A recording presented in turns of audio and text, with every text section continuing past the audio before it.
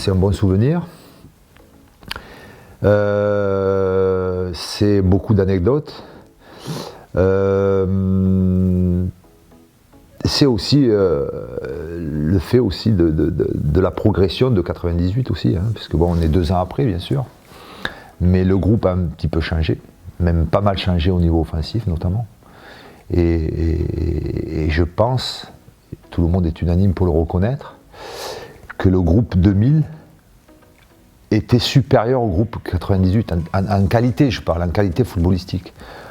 Le noyau du groupe était toujours le même, mais en qualité et surtout, à mon avis, dans le potentiel offensif, on avait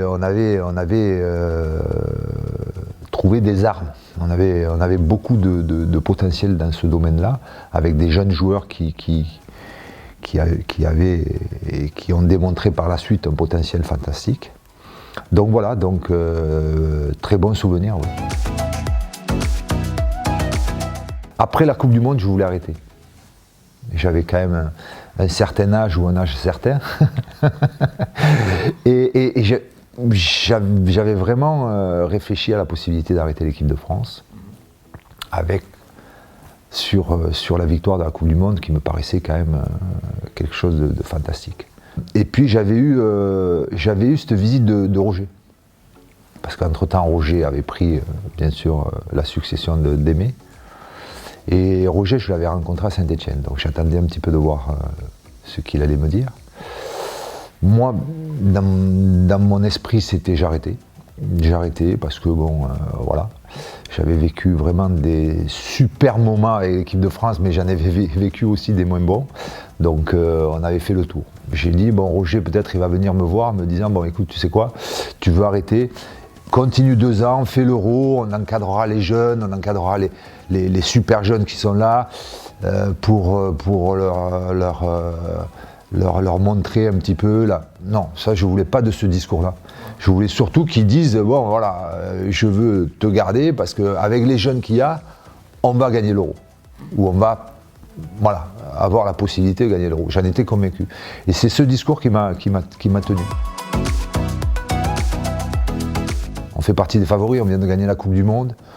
Notre groupe n'a pas tellement changé, a évolué, mais plutôt a bien évolué parce qu'on a amené de la fraîcheur, de la jeunesse et de la qualité surtout. Donc oui, on est parmi les favoris, mais il y a des grosses équipes. Hein. Il y a des grosses équipes comme l'Italie, comme les Pays-Bas, comme l'Allemagne, toujours la même histoire. À l'Euro, surtout à 2000, tu vois toutes les équipes sont bonnes, quoi. Toutes les équipes sont bonnes, donc tu sais que tu as un groupe qui va être difficile, déjà pour sortir. Je pense que 3-0,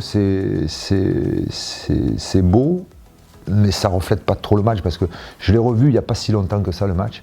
Ça avait été un match difficile. Mais contre les Danois, c'est quasiment toujours la même chose. Match difficile, beaucoup de duels aériens, beaucoup de duels physiques, c'est des mecs... Ils sont taillés dans du marbre, c'est compliqué. C'est compliqué contre les Danois, c'est toujours compliqué.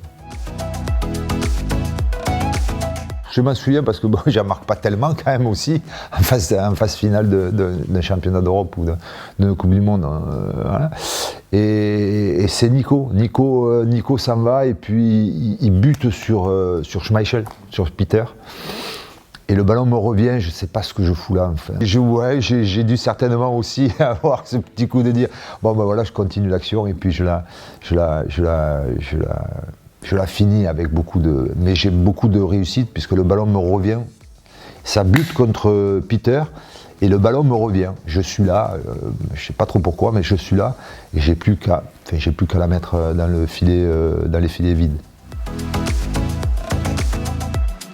Un peu le même type les Tchèques, parce qu'avec deux joueurs devant qui culminent, je me rappelle avec Marcel, c'est à toi, c'est à moi, comment on fait? Ben écoute, on fait semblant d'y aller, on revient. Enfin, on avait essayé avec Marcel de dire bon, on va pas tout le temps sauter avec eux parce que bon, c'était dur, parce qu'ils sont grands, costauds, ils mettent les coudes. Et voilà, c'est un peu le même type de stratégie et de philosophie de jeu. Kohler, je te dis, c'est souvent un ou deux immenses et toujours des petit entre guillemets, toujours au deuxième ballon. C'est les deuxièmes ballons qu'il faut faire attention contre ces équipes-là, parce que dans l'élaboration du jeu, c'est minime, quoi. Enfin, c'était minime, hein, peut-être ça a changé. Mais à cette époque-là, c'était assez direct. Les cibles, elles étaient là. Et si on touchait la cible, il y avait des gens qui avaient pour mission de prendre les espaces. L'expérience de la Coupe du Monde nous avait fait prendre conscience que ce troisième match, même s'il comptait pour du beurre, il fallait vraiment ne pas tomber dans le relâchement. Il fallait bien se préparer pour ceux qui jouent et bien se préparer pour ceux qui ne jouent pas et qui réespèrent ou réintègrent l'équipe. Donc on avait fait cette impasse-là durant la Coupe du Monde 98. Ça avait été une petite erreur. On avait failli la payer très très cher contre nos amis paraguayens. Là, on n'a pas fait la même erreur. J'ai le souvenir avec Roger. On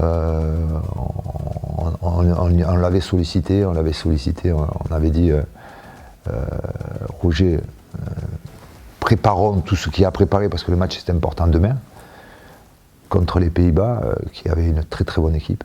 Mais voilà, ceux qui ne sont pas concernés au départ, il faut qu'on rajoute un petit peu plus. Et on avait fait un bon rajout, une bonne séance.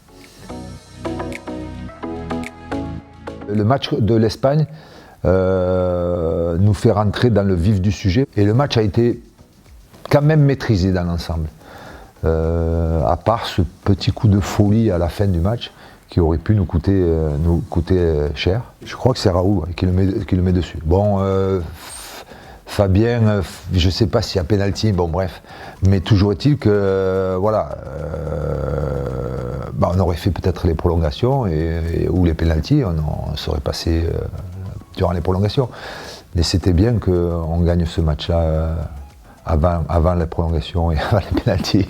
On méritait notre victoire. Sur ce match-là, j'en avais discuté avec Pep Guardiola. Et il m'avait dit, bon, on savait que si on passait contre vous, on pouvait aller au bout. Mais que le Rocher était difficile, parce qu'il me disait, vous avez une superbe équipe. Je l'ai revu il n'y a pas si longtemps, ce match-là. Alors, très beau match, je trouve. Un très beau match portugais, avec une équipe vraiment de très très bons joueurs qui jouent dans les meilleurs clubs européens, comme l'équipe de France d'ailleurs. Ça a donné vraiment un très beau match. Zinedine, pour moi, a été vraiment, ou a fait un de ses meilleurs matchs de cet Euro. Et menant ou perdant 1-0 le match là, il a fallu aller chercher le résultat. Et on a su aller le chercher avec ce fameux penalty qui a fait beaucoup parler. Mais bon, si tu vois les images, je les ai revues là il n'y a pas si longtemps. Pour moi, il y a main. Hein. Mais je veux dire par là, du moment qu'il y a main, il y a penalty. Donc voilà, on arrête là après. Hein. Il tire, c'est le but en argent ou je sais pas trop quoi, ou le but en or. Voilà. Donc voilà, encore une fois, on peut dire que voilà, on était, je veux dire, si le Portugal gagne ce match-là, se qualifie, il n'y a pas trop de choses à dire non plus parce qu'ils ont été très bons. Mais c'est encore une fois l'équipe de France. Donc tant mieux pour nous. C'est le clou de la... C'est pas de la chance, mais c'est de la persévérance, d'être persuadé qu'on peut renverser, qu'on peut aller chercher le résultat.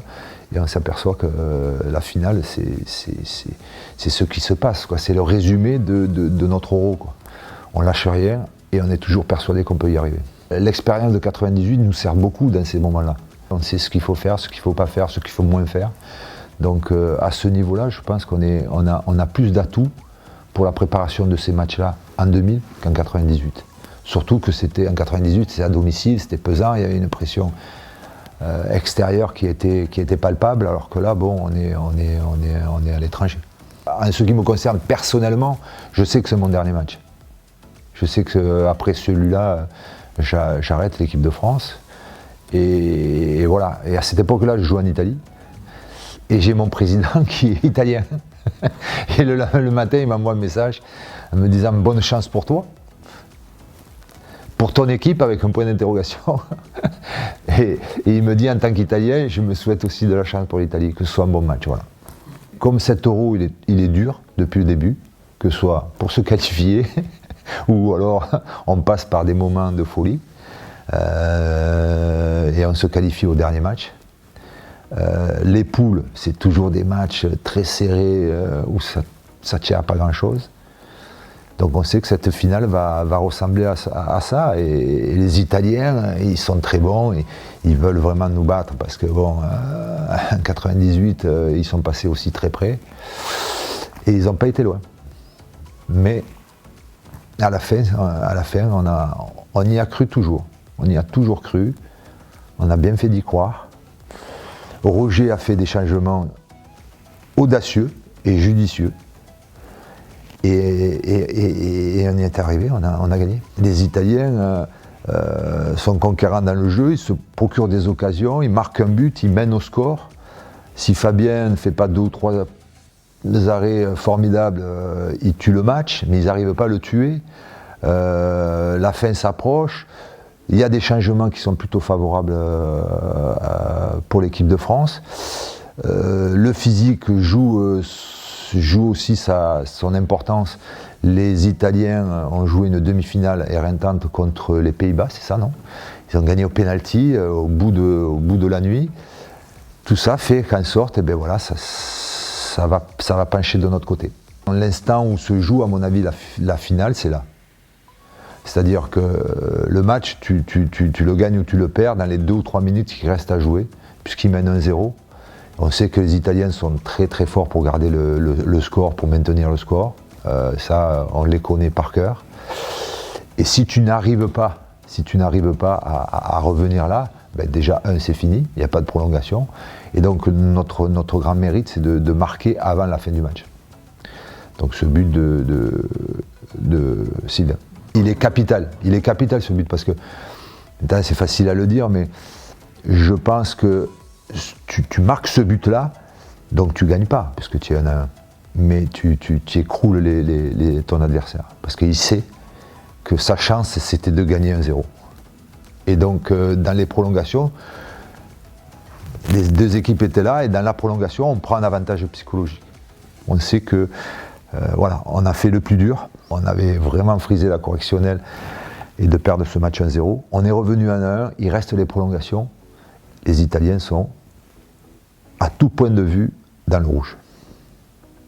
Et nous, ça nous redonne de l'envie, de la motivation. 13 minutes après, c'est réglé. Quand tu gagnes, tu veux savourer tout le temps. Que tu aies 20 ans ou 30 ans ou 35 ans, tu veux savourer, parce que c'est des moments qu'il faut vraiment profiter, parce que, je te dis, c'est dur de gagner en équipe nationale. C'est dur de gagner. Tu n'as pas beaucoup de compétitions à gagner. En club, tu as le championnat, les coupes d'Europe, tout ça. Tu as des compétitions pour gagner. Mais les équipes nationales, c'est compliqué. Chaque 4 ans, tu as une compétition. L'équipe de France, pour moi, je le dis, je le répétais, je le maintiens 20 ans après, ça a été le fil conducteur de ma carrière. L'équipe de France, c'était la priorité absolue. Donc avoir pu avoir des résultats et gagner les 2 principales compétitions majeures que tu peux gagner en sélection, c'est formidable. Formidable.